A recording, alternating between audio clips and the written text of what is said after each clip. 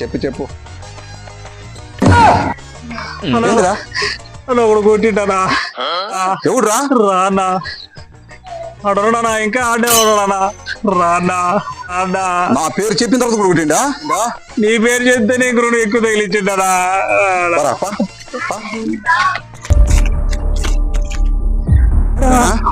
కుట్టింది